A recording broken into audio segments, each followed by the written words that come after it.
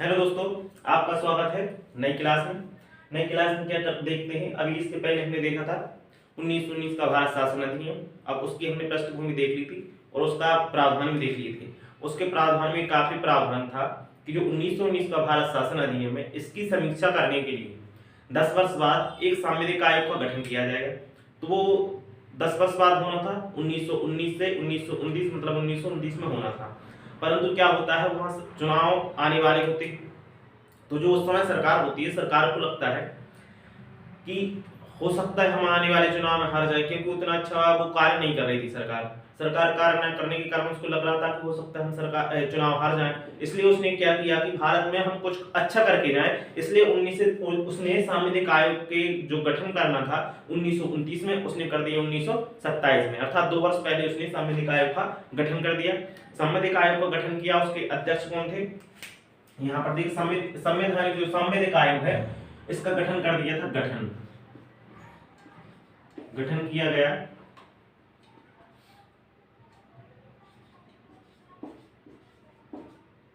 नवंबर 1927।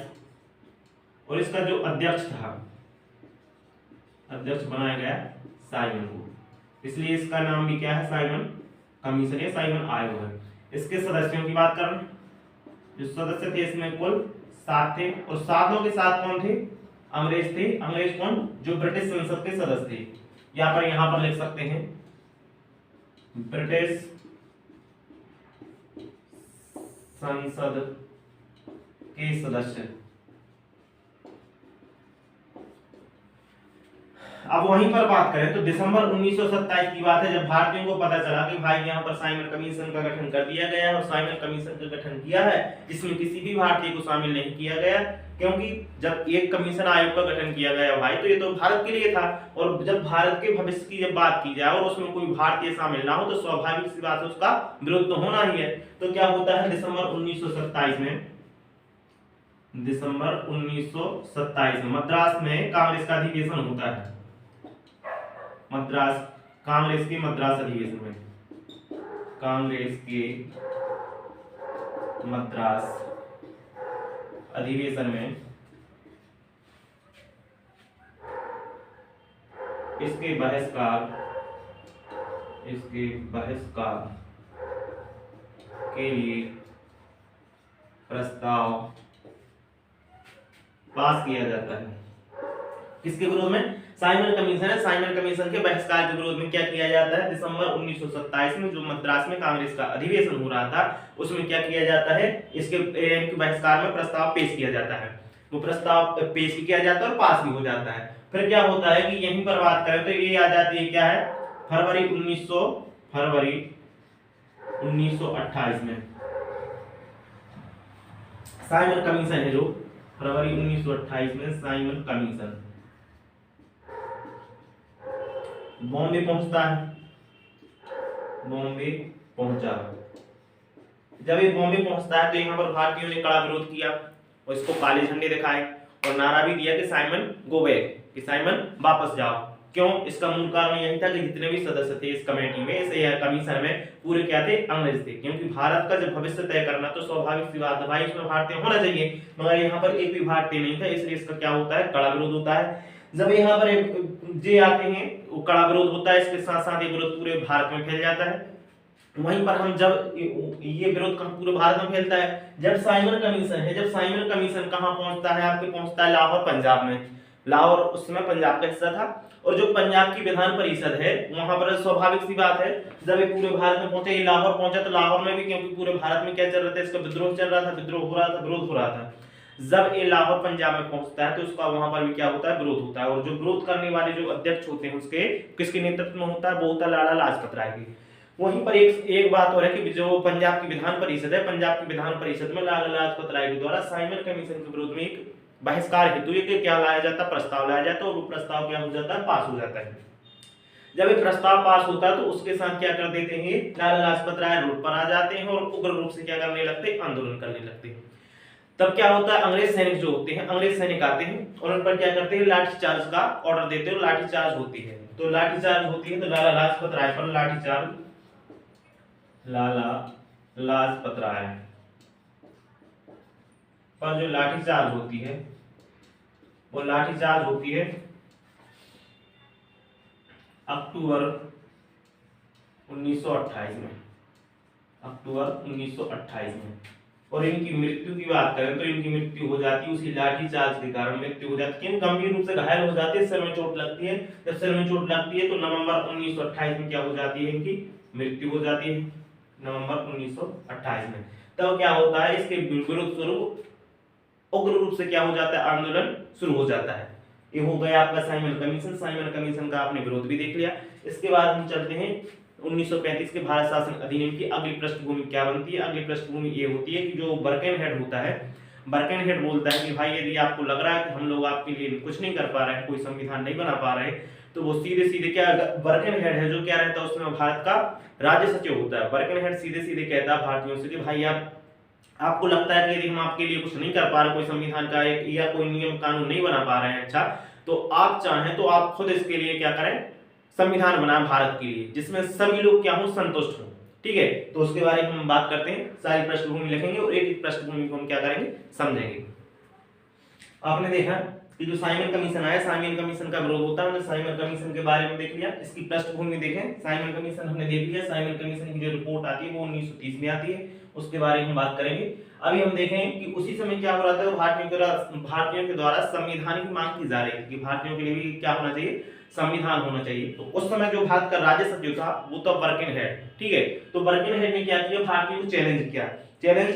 क्या किया, उसने भारतीयों से बोला ये आप इतना बोल रहे हैं तो आप चाहें तो आप खुद अपने भारतीयों के लिए कोई ऐसा संविधान बना के बताएं कि जिसमें सभी, क्योंकि उस समय आज भी भारत में इतने संप्रदाय हैं, अलग अलग समुदाय के लोग हैं, अलग अलग सबकी अलग अलग बातें हैं। तो बर्किनहेड ने चैलेंज किया कि भारतीय खुद चाहें तो एक ऐसा संविधान बनाएं जिससे कि सभी लोगों की उसमें बातें हों, साथ ही साथ उसमें क्या सभी लोगों की बातें होने के साथ साथ सभी लोगों को वो बातें क्या हो, स्वीकार हो। ऐसा कोई क्या बनाए, एक प्रकार से संविधान बनाया। ये किसने कहा, बर्किनहेड ने कहा भारतीयों से।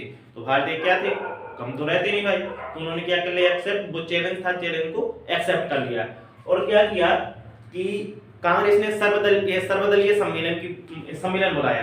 क्या किया, जो जितने भी दल थे उस समय, उन सभी दलों को क्या किया कि आमंत्रित किया, एक प्रकार से बैठक बुलाई। सभी नेता आए, यानी सभी दल के नेता आए और उन्होंने क्या हुआ, एक रिपोर्ट तैयार करने का, एक मसौदा तैयार करने का निर्णय लिया। तो उसे एक कमेटी बनाई। कमेटी के जो अध्यक्ष थे वो थे कौन, आपको ये पंडित जवाहरलाल नेहरू हैं, उनके पिता थे मोतीलाल नेहरू। मोतीलाल नेहरू की अध्यक्षता में, ये फरवरी 1928 की बात है, फरवरी 1928 में एक कमेटी बनाई जाती है। कमेटी बनाई जाती है, सर्वदलीय सम्मेलन के बाद क्या होती है, कमेटी बनाई जाती है।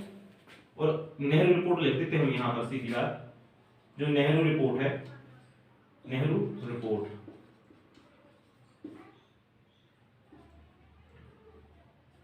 नेहरू रिपोर्ट, जो इसके अध्यक्ष होते हैं, किसकी अध्यक्षता बनाई जाती है, इनकी अध्यक्षता बनाई जाती है मोतीलाल नेहरू, मोतीलाल नेहरू।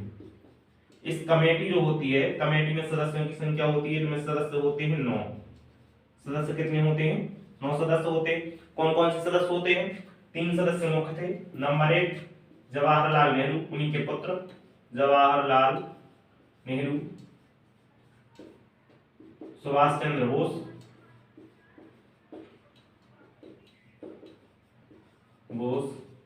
और एक नेता और थे। ये तो 9, मगर इनमें से 3 मुख्य नेताओं की बात कर रहे हैं। तो यहाँ पर थे तेज बहादुर सप्रू, तेज बहादुर सप्रू। ये प्रमुख नेता होने के साथ साथ उस समय तो तीनों क्या थे, युवा थे। क्या थे, ये युवा नेता थे। इनको क्या किया गया, उस यानी कमेटी में शामिल किया गया। वो जो समिति बनाई गई थी, नेहरू रिपोर्ट समिति, नेहरू रिपोर्ट समिति में क्या हुआ कि 9 सदस्य शामिल किए। 9 सदस्यों में मुख्यतः कौन थे, जवाहरलाल नेहरू, सुभाष चंद्र बोस और तेज बहादुर सप्रू। ये क्या थे, उस समय युवा थे। इन्होंने क्या कर लिया, एक्सेप्ट कर लिया और नेहरू रिपोर्ट बनाई। नेहरू रिपोर्ट की मांग क्या थी, इसकी मुख्य मांग थी डोमिनियन स्टेट, भारत को क्या किया जाए, डोमिनियन जो स्टेट है, डोमिनियन स्टेट का क्या किया जाए, दर्जा दिया जाए, डोमिनियन स्टेटस दिया जाए। दिया जाए। किसे दिया जाए? भारत को। ये यहाँ पर उन्होंने क्या की? मांग की। अब डोमिनियन स्टेटस क्या होता है? डोमिनियन स्टेटस का मतलब यहाँ पर ये है कि हम सांकेतिक रूप से तो आपके अधीन नहीं है, सांकेतिक रूप से हम आपके साथ हैं, परंतु जो हमारा राजकाज होगा या जो हमारा कार्य होगा वो हम स्वयं स्वतंत्र होकर देखेंगे। ये क्या बोला था? ये डोमिनियन स्टेटस का मतलब होता है कि हम आपके एक प्रकार से हम आपके अधीन रहते हुए, मगर अधीन नहीं रहेंगे, सांकेतिक तौर से आपके साथ रहेंगे या बराबर की हमारी स्थिति होगी, और जो भी हमारा कामकाज होगा हम स्वयं देखेंगे। ठीक है, तो ये थी आपकी नेहरू रिपोर्ट। क्या होता है? वर्क एंड हेड आता है, वर्क एंड हेड भारतीयों को चैलेंज करता है, भारतीयों के द्वारा उनका चैलेंज एक्सेप्ट भी होता है, एक्सेप्ट होता है। सर्वदलीय सम्मेलन बुलाया जाता है, सर्वदलीय सम्मेलन बुलाया जाता है, उसकी अध्यक्षता आपके पंडित मोतीलाल नेहरू करते हैं, जो जवाहरलाल नेहरू के पिताजी थे। ठीक है, तो वो क्या करते हैं? सर्वदलीय सम्मेलन की क्या करते हैं? बैठक करते हैं, और बैठक की अध्यक्षता भी करते हैं। जब अध्यक्षता करते हैं तो उसे यानी कि एक कमेटी बनती है, वो मसौदा तैयार करती है। मसौदा तैयार करने में उनकी मांग यही रहती है कि डोमिनियन स्टेटस का दर्जा दिया जाए। 1900 फरवरी 1928 में कमेटी गठित होती है, जब एक, और इसकी रिपोर्ट भी 1928 में ही आ जाती है। ठीक है, ये नेहरू रिपोर्ट है जो कब आ जाती है? 1928 में ही आ जाती है, 1928 में आ जाती है। इसमें जो 3 युवा सदस्य थे, वो युवा नेता थे, एक तो जवाहरलाल नेहरू थे, सुभाष चंद्र बोस थे, और तेज बहादुर सप्रू थे। ये तीनों नेता थे। अध्यक्षता किसकी थी? मोतीलाल नेहरू की, और सदस्य संख्या कितनी थी? सदस्य संख्या थी 9।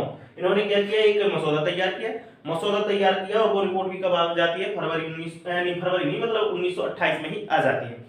यहाँ पर मुख्यतः मांग जो होती है, मुख्य मांग होती है डोमिनियन स्टेट की, कि भारत को डोमिनियन स्टेटस का दर्जा दिया जाए, और साथ ही साथ यह मांग भी करते हैं कि भारत को संघ का भी दर्जा दिया जाए। ठीक है, तो ये 2 मांग क्या रहती है? मुख्य रहती है। और अधिक मांग है वो हम इतिहास जब पढ़ाएंगे, तो इतिहास में आप खुद पढ़े तो उसमें विस्तार से दिया हुआ है नेहरू रिपोर्ट के बारे में, तो वहां पर पॉइंट बाय पॉइंट देखना, उसमें मांग और अधिक है। ठीक है, तो ये यहाँ पर हम देख रहे हैं नेहरू रिपोर्ट की, यानी बर्कनहार्ट देख रहे हैं, बर्कनहार्ट को भारतीयों के द्वारा चैलेंज किया गया, ये भी देख लिया हमने।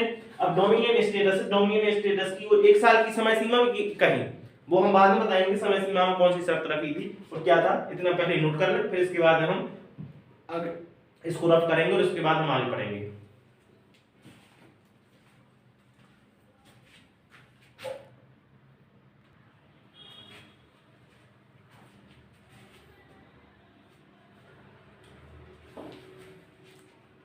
बर्कनहार्ट जो चैलेंज करता है, बर्कनहार्ट के चैलेंज को क्या कर लिया जाता है? मान लिया जाता है, और भारतीयों के द्वारा नेहरू रिपोर्ट सबमिट की जाती है। नेहरू रिपोर्ट जो दी जाती है, और साथ ही कहा जाता है अंग्रेजों से भारतीयों के द्वारा कि इस नेहरू रिपोर्ट को आप मान लीजिए 1 साल के अंदर। यदि 1 साल के अंदर आप नेहरू रिपोर्ट को नहीं मानते हैं तो स्वाभाविक सी बात है हम आंदोलन शुरू करेंगे। ठीक है, तो यहाँ पर क्या होता है कि बोल देते हैं कि यदि आप रिपोर्ट नहीं मान रहे तो हम क्या करेंगे? आंदोलन शुरू कर देंगे। अब दिसंबर 1929 की बात है, दिसंबर 31 दिसंबर कब? 31 दिसंबर 1929।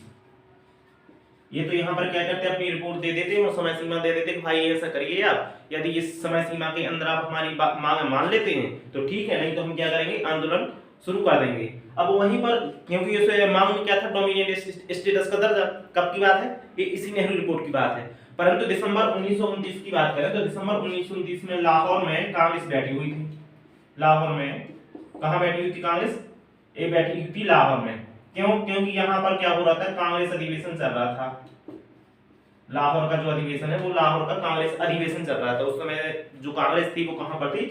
लाहौर में बैठी थी। उसी समय लाहौर अधिवेशन में कांग्रेस ने कहा कि अब हमें डोमिनियन स्टेटस का दर्जा नहीं चाहिए। एक कब की बात है? ये 1928 की बात है भाई, रिपोर्ट आई थी 1928 के बाद। यहाँ पर क्या है कि वो समय सीमा अंग्रेज मान नहीं रहे थे और समय सीमा आखिरी तक समाप्त होने वाली थी, क्योंकि 1 साल का समय दिया था, 1 साल का समय करीब करीब समाप्त होने वाला था। तो यहाँ पर ये बोला गया कि कांग्रेस जो लाहौर अधिवेशन है, लाहौर अधिवेशन में कांग्रेस ने एक प्रस्ताव पास किया कि अब हमें डोमिनियन स्टेटस का दर्जा नहीं चाहिए, अब हम पूर्णतः स्वतंत्र यानी कि पूर्ण स्वराज की मांग करते हैं। एक प्रकार से हम आजादी की मांग करते हैं कि हमें आजाद करो, अब हमें आपका डोमिनियन स्टेटस का दर्जा नहीं चाहिए। और यहाँ पर इन्होंने सीधी सीधी मांग कर दी। ठीक है, तो ये मांग होती है कब? दिसंबर 1929 में लाहौर कांग्रेस के लाहौर अधिवेशन में। वहीं पर क्या होता है? मांग करते हैं और साथ ही साथ ये अधिवेशन भी लाहौर में होता है। तो उसी समय की बात है कि 26 जनवरी 1930 को, कब? 26 जनवरी 1930 को जवाहरलाल नेहरू के द्वारा जवाहरलाल नेहरू के द्वारा लाहौर में रावी नदी के किनारे, रावी नदी के किनारे ये क्या करते हैं, तिरंगा फहरा देते हैं, तिरंगा फहरा देते हैं और साथ ही साथ क्या करते हैं, भारत को स्वतंत्र घोषित कर देते हैं। कब? 26 जनवरी 1930 को। 26 जनवरी इसीलिए क्या है कि जो 26 जनवरी का दिन है जो मुख्य है, क्यों? क्योंकि एक तो हमारा जो भारतीय संविधान है, भारतीय संविधान के अधिकतर जो प्रस्ताव होते हैं वो कब लागू होते हैं, वो 26 जनवरी को ही होते हैं। ठीक है, तो इसलिए ये दिन भी महत्वपूर्ण रहता है और इसी दिन को हम क्या मानते हैं, भारत का संविधान पूर्णतः लागू भी करते हैं। वो क्यों करते हैं? क्योंकि 26 जनवरी 1930 को जवाहरलाल नेहरू ने रावी नदी के किनारे तिरंगा फहराया था और कहा था कि भारत क्या हो गया है, भारत आज से या हम आज से स्वतंत्र अपने आप को, यहाँ पर भारत लिख देते हैं, यहाँ पर भारत को स्वतंत्र घोषित करते हैं, स्वतंत्र घोषित करते हैं। ये कौन कहता है? ये कहते हैं यहाँ पे जवाहरलाल नेहरू। कब? जनवरी 1930 में। कहाँ? लाहौर में। लाहौर में क्या है कि जो अधिवेशन चल रहा था उसी समय की बात है, 31 दिसंबर 1929 में ही चल रहा था लाहौर अधिवेशन। और उसी की बात है कि जनवरी, आने वाले जनवरी 1930 को हम क्या करेंगे, यानी 26 जनवरी 1930 को हम भारत को क्या कर देंगे, स्वतंत्र घोषित कर देंगे। यानी कि ये जो तिरंगा है ये फहराया जाता है 1929 में, परंतु ये घोषणा की जाती है कि हम पूर्ण रूप से स्वतंत्र कब हो जाएंगे, 26 जनवरी 1930 को हम अपने आप को घोषित कर देंगे कि हम स्वतंत्र हो गए। रावी नदी के जो किनारे तिरंगा है वो फहराया जाता है 1929 में लाहौर अधिवेशन में। ये बात यहाँ ध्यान रखना, ये जो तिरंगा है रावी नदी के किनारे ये तो इसी में फहराया जाता है 1929 में ही, परंतु घोषणा कब की जाती है, 26 जनवरी 1930 की। 26 जनवरी 1930 को हम अपने आप को क्या कर लेंगे, स्वतंत्र घोषित कर लेंगे। ठीक है, कितने दिन बाद? 31 दिसंबर की बात है, ये कब की बात है, 25-26 दिन बाद। ठीक है, तो यहाँ पर एक घोषणा हो जाती है। अभी तक हमने देखा कि लाहौर अधिवेशन जो हुआ था 21 दिसंबर 1929 को, 1929 में लाहौर अधिवेशन में पूर्णतः पूर्ण स्वराज्य की मांग की यहाँ पर घोषणा की और साथ ही साथ हमने 26 जनवरी 1930 को स्वतंत्र होने की भी घोषणा की। क्योंकि उस समय क्या हुआ था, नेहरू रिपोर्ट की जो मांग समय सीमा दी थी वो समाप्त हो चुकी थी। और जब उस समय सीमा को नहीं माना गया तो उसी समय एक और घटना चल रही थी 1927 में, जो साइमन कमीशन आया था। वो क्यों आया था, हमने बताया था कि उस समय क्या होना था, वहां पर ब्रिटेन में चलना था, क्या बोलते हैं उसको, चुनाव। जब चुनाव हो रहा था तो वहां पर उस समय सरकार, उस समय जो सरकार थी उसको लग रहा था कि स्वाभाविक सी बात है हम हार जाएंगे क्योंकि उसके काम नहीं थे। तो ऐसा ही होता है, वो चुनाव सरकार हार जाती है और नई सरकार बनती है। नई सरकार बनती है तो उस समय जो उसका प्रधानमंत्री बनता है नई सरकार का, ब्रिटेन का पीएम जो होता है, ब्रिटेन का पीएम, उस समय की बात कर रहे हैं, रैमसे मैकडोनाल्ड, ये बनता है पीएम। और उस समय भारत का जो गवर्नर होता है, गवर्नर वो होता है कौन, लॉर्ड इरविन। जब यहाँ पर चुनाव होता है और पीएम बनते हैं तो क्या करता है, लॉर्ड इरविन भारत से यहाँ से जाता है ब्रिटेन और इनसे मिलकर आता है। इनसे मिलकर आने के बाद क्या करता है, भारत में आता है और भारत में जो नेता रहते हैं, नेताओं को समझाता है, मौकता गांधी जी के पास जाता है और कहता है कि भाई जो भी हुआ अभी तक वो ठीक है, हम क्या करते हैं कि गोलमेज सम्मेलन करते हैं, गोलमेज सम्मेलन में आप आइए और हम वार्तालाप करते हैं, वहां यानी कि बातों के द्वारा निष्कर्ष या हल निकालते हैं कि क्या हो सकता है। ठीक है, तो यहाँ पर क्या होता है, गोलमेज सम्मेलन की बात करें, जब ये ऐसी बात करता है इरविन, किससे, गांधी जी से, तो गांधी जी कहते हैं यदि आप हमें डोमिनियन स्टेटस का दर्जा देंगे, कौन, अंग्रेज, यदि हमें यानी इस सम्मेलन में इस पर आप बुलाने आए हैं, हम चलेंगे। कब चलेंगे, जब हमें आप वहां पर डोमिनियन स्टेटस का दर्जा देकर संबोधित करेंगे तब हम चलेंगे, अन्यथा हम नहीं चलेंगे। तो इरविन क्या कहता है, इरविन कहता है कि भाई ये अभी क्या है, क्लियर नहीं है। जब ये क्लियर नहीं, हम ऐसा नहीं बोल सकते कि आप चलिए हम आपको इस प्रकार संबोधित करेंगे। तो वहां पर क्या करते थे, गांधी जी क्या कर देते हैं, मना कर देते हैं। अब गोलमेज सम्मेलन देखने, गोलमेज सम्मेलन होता किन किन के बीच में, गोलमेज सम्मेलन है जो यहाँ पर ब्रिटिश प्रतिनिधि हिस्सा लेते हैं, ब्रिटिश प्रतिनिधि, भारतीय प्रतिनिधि और साथ ही देशी रियासतों के प्रतिनिधि, देशी रियासतों के प्रतिनिधि, इनको क्या किया जाता है, आमंत्रित किया जाता है। ये सभी प्रतिनिधि जब जाते हैं और जब बैठक होगी तो इन्हीं तीनों के नाम को मिलाकर क्या कहा जाता है, गोलमेज सम्मेलन कहा जाता है। परंतु क्या है, यहाँ पर जो भारतीय प्रतिनिधि है मुख्य रूप से यहाँ पर आ जाएगा कांग्रेस। ठीक है, तो प्रथम गोलमेज सम्मेलन जो होता है 1930 में जब प्रथम गोलमेज सम्मेलन होता है तो गांधी जी क्या कर देते हैं, गांधी जी मतलब कांग्रेस क्या कर देती है, इसका विरोध कर देती है। परंतु प्रथम गोलमेज सम्मेलन में बहुत सी बातें होती हैं। कौन कौन सा हिस्सा, कौन कौन लेता है हिस्सा, प्रथम गोलमेज सम्मेलन है जो प्रथम गोलमेज सम्मेलन में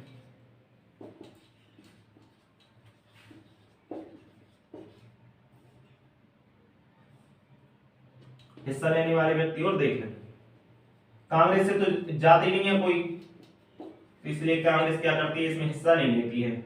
मुस्लिम लीग की बात करें तो मुस्लिम लीग से जाते हैं अपने मोहम्मद अली जिन्ना। कौन जाते हैं, मोहम्मद अली जिन्ना। और आपको पता ही है कि मोहम्मद अली जिन्ना जाते हैं तो इनका सिर्फ एक ही राग होता है कि भाई मुस्लिमों को, हमें मुसलमान है तो मुसलमानों के लिए हमें इतनी सीट चाहिए, कहीं ये चाहिए कहीं वो चाहिए, सिर्फ वो अपने कम्युनिटी के लिए ही मांग करते हैं। आपको सभी को पता है कि ये मोहम्मद अली जिन्ना जाते हैं वो किसकी तरफ से जाते हैं, ये जाते हैं मुस्लिम लीग की तरफ से। और वहीं दलितों की बात करें तो दलितों की ओर से जाते हैं आपके अंबेडकर जी। कौन जाते हैं, अंबेडकर जी।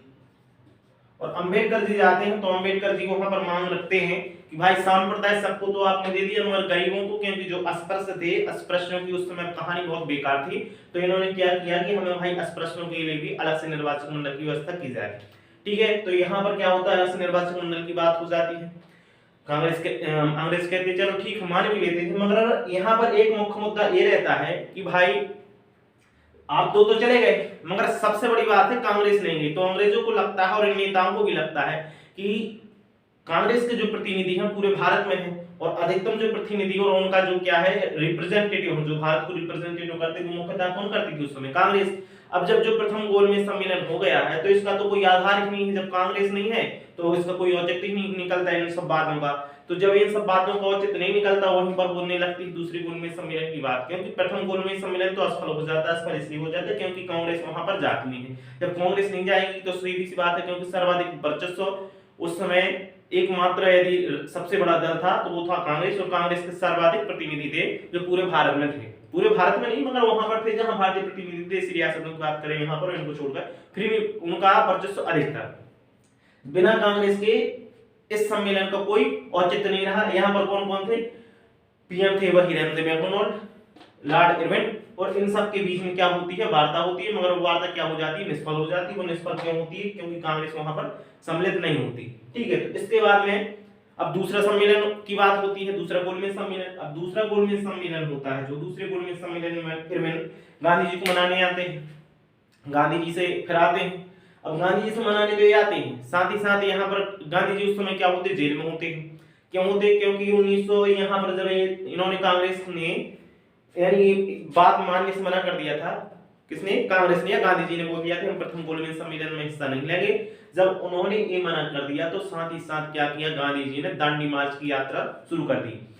अब दांडी मार्च की यात्रा आपको पता होगी, उसमें क्या किया था उन्होंने, नमक कानून तोड़ा था। नमक कानून क्यों तोड़ा था, उसका आधार क्या था, गांधी जी चाहते थे कि यदि हम किसी अन्य मुद्दे को उठाएंगे तो यहाँ पर भारतीय आपस में बढ़ जाएंगे, संप्रदाय के आधार पर या समाज के आधार पर। तो उन्होंने कहा कि हम नमक को ही आधार बनाते हैं। नमक को आधार यदि हम बनाते हैं तो क्या होगा कि जनता चाहे अमीर हो, चाहे गरीब हो, चाहे मुस्लिम हो, चाहे हिंदू हो, चाहे सिख हो या ईसाई हो, जो भी हो, नमक उस समय सभी खाते थे और आज भी नमक खाते हैं। मतलब क्या है कि उस समय सबसे मुख्य डिमांड थी नमक की। नमक पर क्या होता था, उसमें टैक्स लगाया जा रहा था, अधिकतम टैक्स लगाया जा रहा था क्योंकि वो आवश्यक था। ठीक है, क्यों, क्योंकि सभी लोग उसको खाते थे। तो यहाँ पर क्या था कि गांधी जी वहीं पर दांडी मार्च की शुरुआत कर देते हैं। दांडी मार्च कब करते हैं, यह है हम देख लें, दांडी मार्च, इसी को हम बोलते हैं सविनय अवज्ञा आंदोलन। ठीक है, मगर ये दांडी मार्च के नाम से ये होता है 12 मार्च 1930। ये कंप्लीट कब होता है, अर्थात नमक कानून तोड़ा जाता है जो कब तक चलता है, ये चलता है 6 अप्रैल 1930 को। कितने दिन, 24 दिनों की जो यात्रा करते हैं। कुल दूरी की बात करें तो 240 मील, कितनी 240 मील की दूरी तय करते हैं। और साथ ही साथ इनके जो प्रतिनिधि होते हैं, कितने सदस्य शामिल होते हैं, गांधी जी के जो भरोसेमंद व्यक्ति थे या इनके जो सहयोगी थे वो थे 78 प्रतिनिधि। और फिर जैसे जैसे वहां पर पहुंचते हैं तो वो काफिला बड़ा होता जाता है, मगर शुरुआत होती है 78 प्रतिनिधियों से। ये क्या करते हैं, दांडी मार्च की यात्रा शुरू करते हैं कब, 12 मार्च 1930 को। और जाकर कहां, साबरमती में। ये शुरुआत कहां करते हैं साबरमती से। साबरमती आश्रम होता है, वहां से शुरू करते हैं। साबरमती आश्रम से शुरू करते हैं और जाते कहां है, दांडी गांव है वहां पर। किस जिले के अंतर्गत आता है, ये आता है आपके नवसारी जिला गुजरात में, ठीक है, नवसारी जिला गुजरात। ये साबरमती अहमदाबाद ये भी वहीं पर गुजरात की है, ठीक है। तो यहाँ पर क्या कहते हैं, साबरमती से यात्रा चालू होती है और कहां पर ये खत्म होती है, होती है दांडी मार्च में। दांडी में 19 यानी कि दांडी में नवसारी में कब, 6 अप्रैल 1930 को शुरू कब होती है, 12 मार्च 1930 को। इसके दिन कितनी चलती है, कितने दिन यात्रा चलती है, ये चलती है 24 दिन। कुल चलती है 240 मील की दूरी तय करते हैं लोग। प्रतिनिधि कितने होते हैं, 78 होते हैं। एक कहां से शुरू होती है, साबरमती से शुरू होती है, साबरमती आश्रम था, और कहां तक जाते हैं, दांडी तक जाते हैं। ये कहां, नवसारी जिले के अंतर्गत आता है, ठीक है। तो ये सब इन्हीं के कारण, इसी आंदोलन के कारण अंग्रेज क्या करते हैं इनको, और यहीं से क्या करते हैं, सभी आंदोलन की शुरुआत हो जाती है। इसी आंदोलन के कारण क्या है, अंग्रेज यानी कि गांधी जी और उनके जो सहयोगी थे, उनको सहयोगी वो क्या थे, जेल में थे। तो क्या आते हैं, इरविन आते हैं, क्योंकि पहला जो गोलमेज सम्मेलन होता है वो पहला गोलमेज सम्मेलन हो जाता है असफल। अब यहाँ पर दूसरा गोलमेज सम्मेलन की बात करनी, क्योंकि वो इसलिए हो जाता है क्योंकि गांधी जी वहां पर जाते नहीं। जब दूसरा गोलमेज सम्मेलन शुरू होता है तो दूसरे गोलमेज सम्मेलन की बात करनी शुरू नहीं होता, बात करने के लिए आते हैं इरविन इंग्लैंड से भारत, और गांधी जी से मिलते हैं। और गांधी जी से कहते हैं हम क्यों ना बैठकर नए सिरे से आपसे चर्चा करें। और साथ ही साथ उन्होंने कहा कि भारत को तो भविष्य में स्वाभाविक सी बात है डोमिनियन स्टेटस का दर्जा दिया जाएगा, और भारत का भविष्य ही है कि डोमिनियन स्टेटस प्राप्त करेगा, ठीक है। तो गांधी जी ने कहा तो ठीक है, डोमिनियन स्टेटस का दर्जा प्राप्त करेगा तो अच्छी बात है। परंतु गांधी जी ने और बहुत सी मांगे रखी। गांधी जी ने कहा कि पहले तो गांधी जी के जितने भी केस थे उनके ऊपर, वो पूरे केस क्या कर दिए, हटा दिए गए। उनके साथ साथ हटाने के साथ साथ उनके जितने भी साथी थे वो भी उनसे रिहा हो गए, जेल से रिहा कर दिया गया। और गांधी जी ने बहुत सी मांगे रखी, उन सभी मांगों को अंग्रेजों ने क्या कर लिया, मान लिया। अब जब सभी मांगों को यहाँ पर क्या कर लेते हैं, अंग्रेज मान लेते हैं, सिर्फ एक मांग छूट जाती है। उसी समय आपके यानी कि हमारे जो शहीद थे, 3 शहीद जो हो चुके थे, हुए नहीं थे, मतलब होने वाले थे, उनको फांसी देने का समय था उस समय। कौन कौन से थे, भगत सिंह, सुखदेव और राजगुरु।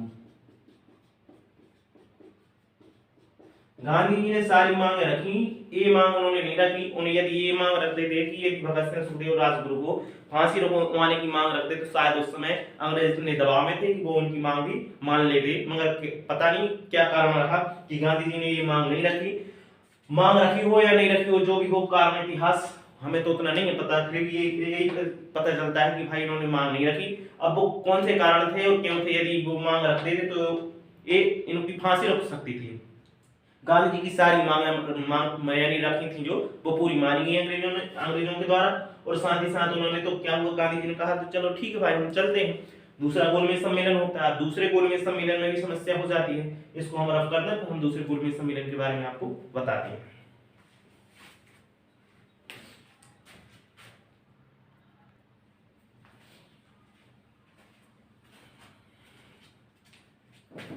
हमने देखा कि पहला गोलमेज सम्मेलन था, पहला गोलमेज सम्मेलन असफल रहा। वो क्यों रहा, क्योंकि कांग्रेस उसमें क्या हुआ था, कांग्रेस ने हिस्सा नहीं लिया था। अब यहीं पर दूसरा गोलमेज सम्मेलन होता है। दूसरे गोलमेज सम्मेलन के लिए क्या करता है, इरविन आता है इंग्लैंड से भारत और गांधी जी से मिलता है, गांधी जी से समझौता करता है। एक गांधी इरविन पैक्ट भी होता है। उस समझौते के तहत यही होता है कि सारी मांगें मान ली जाती हैं और साथ ही साथ कहा जाता है कि भारत को डोमिनियन स्टेटस का, वो तो भविष्य है कि भारत को डोमिनियन स्टेटस का दर्जा दिया जाएगा, ये कहा जाता है इरविन के द्वारा। गांधी जी ठीक है मान लेते हैं। गांधी जी क्या करते हैं, गांधी जी 1930 में लंदन चले जाते हैं गोलमेज सम्मेलन के लिए। अब जब गोलमेज सम्मेलन के लिए जाते हैं तो वहाँ गोलमेज सम्मेलन में जो ब्रिटेन का प्रधानमंत्री होता है वो रैमसी मैकडोनाल्ड होता है। आपको हमने बताया था कि उस समय प्रधानमंत्री का जो चुनाव हो गया था, प्रधानमंत्री बना था रैमसी मैकडोनाल्ड बना था। रैमसी मैकडोनाल्ड है वो एक मांग रखता है कि हमने अभी तक जितने भी सभी के लिए हमने सांप्रदायिक निर्वाचक की बात कर ली है और सबको दिया भी है। तो साथ ही साथ उसने कहा कि हम क्यों ना अछूतों के लिए भी, जो दलित हैं या पिछड़े तबके के, पिछड़े वर्ग के लोग हैं, उनको भी क्यों ना हम यहाँ पर आरक्षण की बात करें, अलग से निर्वाचक मंडल की बात करें। और उन्होंने क्या कहा कि हम कम्युनल अवार्ड है, कम्युनल अवार्ड के नाम से, सांप्रदायिक कम्युनल अवार्ड के नाम से उसको नाम दिया, अछूतों के लिए एक अलग से निर्वाचक मंडल के गठन की बात कही। तो गांधी जी क्या हुआ, वहां पर भड़क गए। वो भड़कने का उनका कारण ये था कि जो अछूत थे, अस्पृश्य थे, वो तो हिंदू थे। जब हिंदू हैं तो हिंदुओं को अलग से देने की जरूरत नहीं कि भाई आप उनको अलग से निर्वाचक मंडल दो सांप्रदायिक आधार पर। जब उनको अलग से आधार नहीं है तो उन्होंने कहा, गांधी जी ने, कि भाई आप तो सीधी सी बात है कि हिंदू में फूट डालने का काम कर रहे हैं। यदि आप इस प्रकार से सांप्रदाय के अलग अलग करते जाएंगे, सबको बांटते जाएंगे, तो स्वाभाविक सी बात है कि वहां पर भाईचारे की भावना खत्म हो जाएगी। जब भाईचारे की भावना खत्म हो जाएगी तो आप तो यही चाहते हैं ना। और यहाँ पर ये कम्युनल अवार्ड की जो मांग है, मुख्यतः कहा जाए तो अंबेडकर जी की मांग थी। ये उसको तो मौका मिल गया था, किसको, प्रधानमंत्री को, कि भाई हम इनमें फूट डाल दें, इनके लिए भी अछूतों के लिए हम मांग करेंगे। तो स्वाभाविक सी बात है इस आधार पर हम लंबे समय तक ये आपस में फंसे रहेंगे, हम और समय टालते हुए और अधिक लंबे समय तक यहाँ पर शासन कर सकते हैं। मगर यहाँ पर क्या होता है कि गांधी जी इस बात को मानने से इनकार कर देते हैं। जब और गांधी जी कहते हैं कि यदि आप इस प्रकार की बात करेंगे कि हम भाई अस्पृश्यों के लिए अलग से हम क्या करेंगे, निर्वाचक मंडल देंगे, तो इससे आगे बात नहीं होगी। हम यदि आप ये बात करेंगे तो स्वाभाविक सी बात हम इसकी आगे कोई अन्य बात नहीं करेंगे। तो गांधी जी वहां क्या करते हैं, सारी बातों को नहीं मानते हैं और फिर क्या करते हैं, भारत आ जाते हैं और फिर से सविनय अवज्ञा आंदोलन फिर से शुरू कर देते हैं। अब वहां पर क्या होता है कि भाई अंग्रेज थे तो उनको लगा कि यार ये तो नहीं, ठीक नहीं हुआ है। फिर क्या करता है रैमसे मैक्डोनाल्ड, वो करता है तीसरे सम्मेलन की घोषणा करता है 1932 में। तीसरा जो गोलमेज सम्मेलन होता है, तीसरा गोलमेज सम्मेलन, इसकी जो घोषणा होती है 1932 में। और साथ ही साथ ये बोलता है कि यदि भारतीय कम्युनल अवार्ड को, जो सांप्रदायिक कम्युनल अवार्ड है, जो अस्पृश्यों के लिए निर्वाचक मंडल की व्यवस्था करने का अवार्ड है, यदि भारतीय इसको नहीं मानते हैं फिर भी हम इसको लागू कर देंगे। तो गांधी जी क्या करते, गांधी जी उस समय होते हैं यरवदा जेल में। कहाँ होते हैं, यरवदा जेल में होते हैं उस समय, यरवदा जेल में। कौन होते हैं, गांधी जी होते हैं। सविनय अवज्ञा आंदोलन जब शुरू कर देते वो तो 1931 से आते हैं और यहाँ पर अपने काम में फिर लग जाते हैं। सविनय अवज्ञा आंदोलन पुनः चालू कर देते हैं। जब पुनः चालू करते हैं तो उनको फिर से क्या करते हैं, अंग्रेज जेल में फिर डाल देते हैं। जब जेल में डाल देते हैं तो अब इनको कहाँ ले जाता है, फिर ले जाया जाता है इनको यरवदा जेल में। जब यरवदा जेल में ले जाते हैं और तभी क्या होता है, तीसरा गोलमेज सम्मेलन होता है और प्रधानमंत्री रैमसे मैक्डोनाल्ड कहते हैं कि यदि भारतीय नहीं मानते हैं फिर भी हम क्या करेंगे, कम्युनल अवार्ड को लागू कर देंगे, फिर जो होगा देखा जाएगा। तो फिर यहाँ पर क्या होता है कि गांधी जी यरवदा जेल में होते हैं, वहीं पर कर देते हैं कि हम भाई आमरण अनशन करेंगे। क्या करेंगे, आमरण अनशन। यहाँ पर एक आमरण अनशन की शुरुआत कर देते हैं, कौन, गांधी जी। कहाँ पर, यरवदा जेल में। अब जब आमरण अनशन की शुरुआत होती है तो शासन है भाई हिल जाता है, क्योंकि गांधी जी का यही तो एक अस्त्र था कि भाई यदि कुछ नहीं होगा तो हम अनशन की बात करेंगे। और अनशन स्वाभाविक सी बात है, उसमें बड़े नेता हैं, यदि उनको कुछ हो जाएगा तो फिर तो और दिक्कत हो जाएगी। तो क्या है कि अंग्रेज वहां पर झुके, फिर अंबेडकर जी को भेजा कि भाई आप जाइए उनको समझाइए। तो क्या अंबेडकर जी आते हैं, अब जो कुछ भी वो अंग्रेज भेजते हैं या खुद अपनी मर्जी से आते हैं, तो आते हैं और क्या करते हैं, समझौता बातचीत करते हैं। अंबेडकर और गांधी जी जब ये आपस में चर्चा करते हैं तो इन दोनों के बीच समझौता होता है जिसे पूना पैक्ट के नाम से जाना जाता है। क्या, किस नाम से जाना जाता है, पूना पैक्ट। अब गांधी जी यहाँ पर क्या मानते हैं, गांधी जी बोलते हैं अम्बेडकर जी से कि भाई ये तो हिंदू हैं, इनको अलग से सांप्रदायिकता की जरूरत क्या है, कि सांप्रदायिक आधार पर जरूरत क्या है कि इनको निर्वाचक मंडल की बात की जाए। हाँ, ऐसा हो सकता है कि जो इनकी सीटें हैं, अभी जैसे 4 सीटें हैं तो इनको दुगनी कर दो या इनकी सीटों में वृद्धि कर दो, ठीक है। तो गांधी जी, अंबेडकर जी भी यही चाहते थे कि भाई विभाजन ना हो। अंबेडकर जी स्वाभाविक बात यही चाहते कि विभाजन ना हो, हमें तो आरक्षण चाहिए, चाहे अभी जो जितना है उससे दोगुना कर दो, हमें क्या है, हम तो साथ में रहे वैसे भी हैं। तो उन्होंने क्या किया कि दोनों की सहमति हो गई और फिर पूना पैक्ट होता है 1932 में। 1932 में क्या हो जाता है, पूना पैक्ट हो जाता है। अब यहाँ पर पूना पैक्ट जो होता है, इन सभी की मांग होती है, जितने भी मसौदा होते हैं सब तैयार किए जाते हैं। सब तैयार होने के बाद यहाँ पर क्या होता है, हम देख ले, एक जो तीनों गोलमेज सम्मेलन होते हैं, तीनों गोलमेज सम्मेलन की रिपोर्टों को मिलाया जाता है। लिख देते हैं हम यहाँ पर, तीनों गोलमेज सम्मेलनों की रिपोर्ट नेहरू रिपोर्ट और एक और साइमन कमीशन, इन दोनों रिपोर्टों को और साथ ही साथ जो पूना पैक्ट समझौते के अंतर्गत जो भी एग्रीमेंट हुआ था उसकी कुछ मांगों को मिलाकर के साइमन कमीशन के साथ क्या कर दिया जाता है, मिला के एक मसौदा तैयार किया जाता है। उस मसौदे को बोलते हैं 1935 का भारत शासन अधिनियम। उसी समय क्या होता है, एक श्वेत पत्र जारी किया जाता है। उस श्वेत पत्र के अंतर्गत ही भारत शासन अधिनियम के प्रावधान बनते हैं। वो कौन कौन से, अभी हम थोड़ा सा इसमें देख लेंगे कि ये तीनों गोलमेज सम्मेलन हुए थे। तीनों गोलमेज सम्मेलन में भारत की ओर से किन किन नेताओं ने भाग लिया था, क्वेश्चन यहाँ से बनते हैं कि इस सम्मेलन में कौन गया, कौन नहीं गया, कौन कौन से नेता गए, किस दल से गए। ठीक है, तो हम यहाँ पर ये बात कर लेंगे। अब इसके बाद जो भी होगा भारत शासन अधिनियम के मुख्यतः प्रावधान देखेंगे। यहाँ इसकी पृष्ठभूमि पूर्णतः समाप्त होती है। हम थोड़ा सा ये देख लें कि गोलमेज सम्मेलन में किन किन नेताओं ने किस किस के जरिए क्या किया था, हिस्सा लिया था। ठीक है, देख लें। प्रथम गोलमेज सम्मेलन था। प्रथम गोलमेज सम्मेलन की शुरुआत होती है नवंबर 1930 से, चलता कब तक है, जनवरी 1931। कहाँ, लंदन में होता है। और इसके ब्रिटेन के जो पीएम होते हैं वो होते हैं रैमसे मैकडोनाल्ड। और यहीं पर गवर्नर की बात करें तो गवर्नर स्वाभाविक सी बात हमने बताया था लॉर्ड इरविन रहेगा। ठीक, अब जो मुस्लिम लीग है, मुस्लिम लीग से कौन जाते हैं आपके, मोहम्मद अली जिन्ना। हिंदू महासभा की बात करें तो हिंदू महासभा से जाते हैं पीएस मुंजे। वहीं पर बात करें जो उदारवादी नेता थे अपने तेज बहादुर सप्रू, वो भी हिस्सा लेते हैं। और साथ ही साथ लेते हैं दलित वर्ग से अपने अम्बेडकर जी। ठीक है, तो यहाँ पर क्या होता है, एक प्रथम सम्मेलन होता है। प्रथम सम्मेलन में आपको पता है कोई बात नहीं बनती क्योंकि कांग्रेस इसमें हिस्सा नहीं लेती है। कांग्रेस हिस्सा नहीं लेती, इसलिए क्या हो जाता है, सम्मेलन निरर्थक हो जाता है। फिर इरविन आते हैं, समझाते हैं, वो अपन समझ चुके हैं। अब दूसरा गोलमेज सम्मेलन देखें। दूसरा गोलमेज सम्मेलन में गांधी जी यहाँ पर हिस्सा लेते हैं। इस चलता कब है, 7 सितंबर 1931 से 1 दिसंबर 1931 तक। इस सम्मेलन की बात करें, सम्मेलन कांग्रेस की तरफ से गांधी जी जाते हैं। गांधी जी के साथ अन्य सदस्य जाते हैं, जिनमें सरोजनी नायडू, मदन मोहन मालवीय, घनश्याम दास बिरला, मोहम्मद इकबाल और सर मिर्जा इस्माइल मैसूर। ठीक है, सर मिर्जा इस्माइल मैसूर, ये सब क्या होते हैं, दूसरे गोलमेज सम्मेलन में हिस्सा लेते हैं। अब वहीं पर हम तीसरे गोलमेज सम्मेलन की बात कर लें। तीसरा गोलमेज सम्मेलन देख रहे हैं। तीसरे गोलमेज सम्मेलन जो इसकी शुरुआत हुई थी नवंबर दिसंबर में, यानी कि नवंबर दिसंबर तक चला था 1932 में। ठीक, अब इसमें क्या होता है, वहीं ब्रिटेन की जो लिबरल पार्टी हार जाती है, उस समय जो हमने बताया था 1927 के पहले 1929 और 27 के बीच में लिबरल पार्टी हार जाती है, वो भी हिस्सा नहीं लेती इस सम्मेलन में। और साथ ही साथ जो कांग्रेस होती है अपनी, कांग्रेस भी हिस्सा नहीं लेती। ठीक है, क्योंकि 1932 में स्वाभाविक सी बात है गांधी जी अरबदा जेल में थे, मांग वही चल रही थी कम्युनल अवार्ड को लेकर, इसलिए इसमें शामिल नहीं हुए थे। और मुस्लिम लीग से हुए थे इस बार मोहम्मद अली जिन्ना नहीं हुए थे, इस बार हुए थे आपके कौन, चौधरी रहमत अली। ये किससे हुए थे, हुए थे मुस्लिम लीग से।